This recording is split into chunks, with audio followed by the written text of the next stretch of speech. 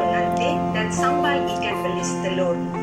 Marilah kita lihat bahan-bahannya. Setengah cawan kacang hijau pecah yang telah direndam setengah jam, setengah batang telur, 3 hingga 4 kacang panjang, 1 biji tomato, 2 cili merah, setengah biji ubi kentang, setengah biji karot, 7 ulas bawang putih, santan yang telah diparut. Yang ini kalau untuk 2 orang kita ambil setengah biji kelapa yang separuh sudu kecil, serbuk kunyit, jus halia 1 hingga 2 inci, jus limau 1 hingga 2 sudu, 1 sudu biji sawi campuran, 2 batang cili kering, daun kari secukup. Untuk masakan ini kita akan gunakan minyak kelapa. Mari kita lihat cara memasak. Masukkan kacang hijau yang kita sudah basuh dan direndam setengah jam. Kita masukkan dalam, kita cuma masukkan dia punya kacang sahaja ya, dalam periuk tekanan. Kita mudah ya, kalau kita gunakan periuk tekanan ini, masakan ini cuma akan ambil masa tak sampai 10 minit ya. Pertama kita dah masukkan kacang dengan carrot,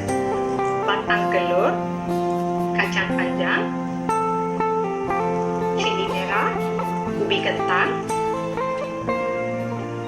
tomato dan bawang putih.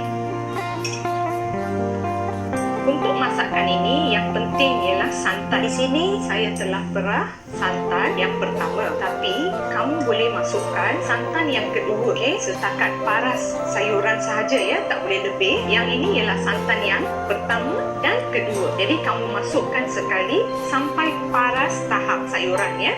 Saya tuangkan santan ini.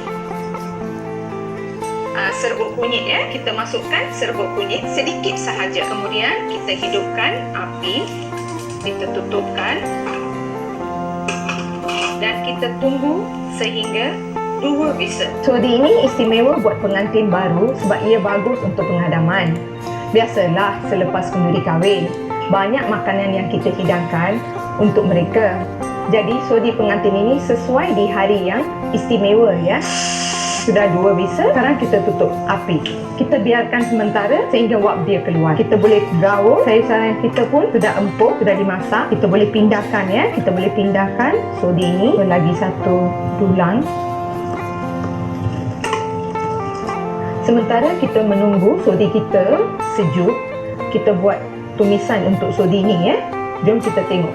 Untuk sodi ini kita gunakan minyak kelapa ya. Kita gunakan 2 hingga 3 sudu minyak kelapa. Minyak kelapa ni satu kelebihan wangian untuk sodi ni ya. Bagus untuk imunium badan, jantung dan kulit yang sihat dan memberi tenaga. Nampaknya sodi sayuran kita sudah sejuk. Okey.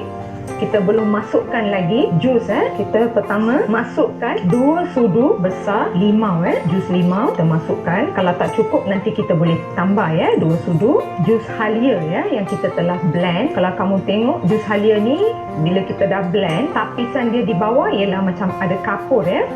Kita masukkan 3 sudu halia dulu. Halia ini membuatkan penghadaman dan kita gaul dan kita masukkan garam juga. Kita masukkan garam secukup ya. Sebab sodi ni kita tak boleh lama-lamakan di api ya. Sebab yang ni ada santan.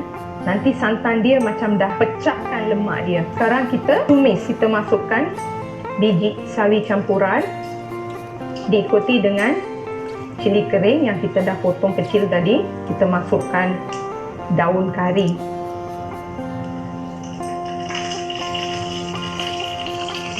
Kita gaul dia, tak payah tunggu lama.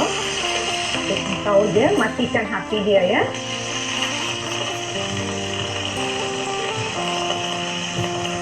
Dan kita masukkan ke dalam sodi yang masak ni. Kita masukkan, kita kacau dia, kita gaulkan dia dan kamu boleh cek ya dia punya rasa cukup tak, dia punya garam, limau dengan jus halia dia ya. Sodi ini jangan dibagi kita didih ya, jangan bagikan dia didih. Hampir nak didih, kita matikan api dia. Sudah siap sodi kita buat hari ini ya. Baiklah, masakan kedua kita, sambal ikan bilis telur. Jom kita tengok bahan-bahannya. 1 genggang ikan bilis, 2 sudu besar cili giling, 1 biji tomato, setengah biji ubi kentang yang kita telah potong kecil, asam jawa, kunyit, daun kari, 1 biji bawang besar, 1 biji telur, garam secukup rasa, santan kelapa, minyak untuk masak. Sebelum kita mula goreng ikan bilis, kita cucikan ikan bilis ini, lepas tu baru kita goreng. Panaskan minyak, kemudian kita gorengkan ikan bilis dengan ubi kentang. Sekarang kita masukkan ikan bilis.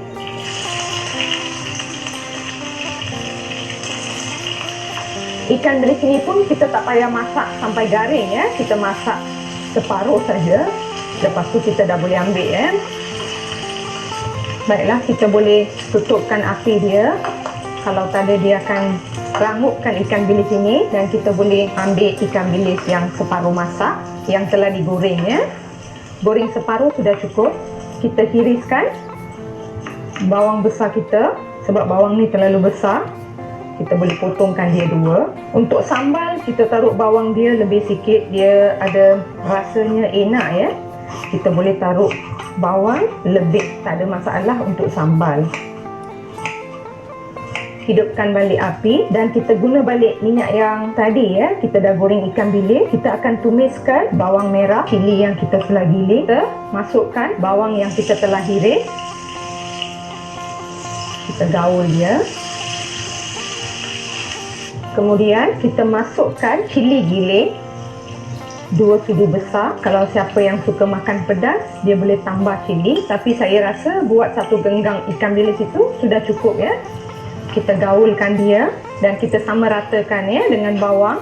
Kemudian kita boleh masukkan tomato yang telah dihiris. Diikuti dengan daun kari, sedikit serbuk kunyit, dan juga garam secukup rasa ya. Jangan taruh garam lebih sebab ikan bilis juga mempunyai garam. So kita boleh tambah garam bila kita dah masukkan ikan bilis. Kita kacau dia. Kita gaulkan dia sama rata. Bagi dia 2-3 minit hingga minyak dia pecah. Kita tambahkan sedikit air ya. Bagi cili ni masak, kita masukkan sedikit air dulu dan kita gaul dia. Ikan bilis ni kaya dengan selenium yang merupakan mineral yang sangat penting untuk kesuburan kaum wanita dan lelaki.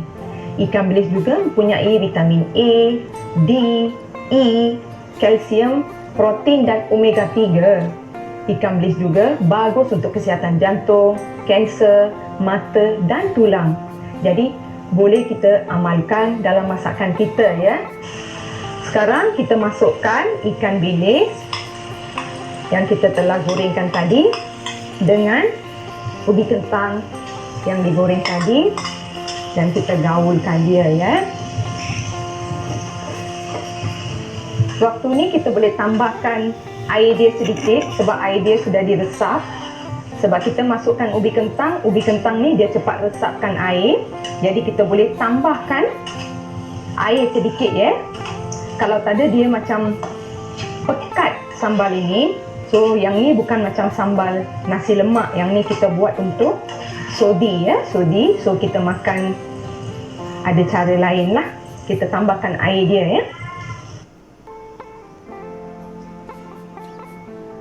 Kita boleh masukkan asam jawa. Asam jawa kita tengok kita masukkan 1 atau 2 sudu saja ya. Kita boleh tambahkan air dia sikit sebab nanti kita masukkan telur, dia akan jadi pekat. So jadi kita masukkan air sedikit dulu bagi sambal dia betul-betul pecah minyak. Dan kita boleh masukkan santan ya. Untuk ini kita masukkan santan 1 sudu atau 2 saja cukup ya. Untuk perasa dia sajalah. Okey, waktu ni kamu dah gaulkan semua sama rata. Kamu boleh tengok garam, rasa asam dia semua. Sebab lepas kita dah masukkan telur, rasa dia akan lain. So sebelum itu kita cek sekarang cukup tak dia punya perasa-perasa semua. Asam jawa tu kita boleh tambah lagi 1 sudu. Baiklah, sekarang kita boleh masukkan telur. Kita pecahkan telur dia. Tapi untuk telur, jangan ambil telur terus pecah masuk ke sini sebab kita tak tahu telur tu dia elok atau dah rosak.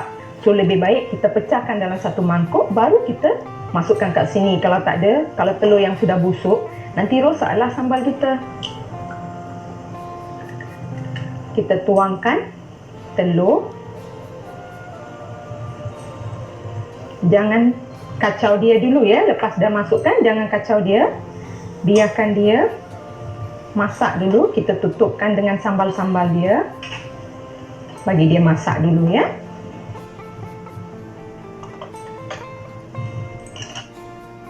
Siap sudah sambal ikan bilis telur kita untuk hari ini.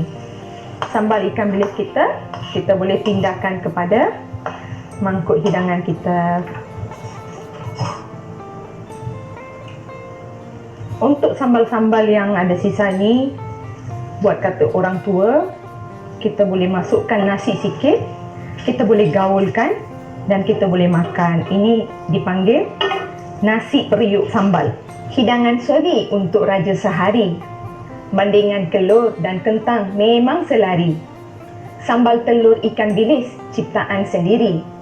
Tidak jemu walaupun dimakan hari-hari. Siap sudah masakan kita buat hari ini.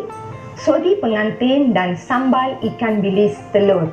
Jangan lupa untuk menonton program Dr. Sunday setiap hari Ahad di Metro TV, YouTube channel. Dan jangan lupa untuk subscribe, like, share dan komen anda.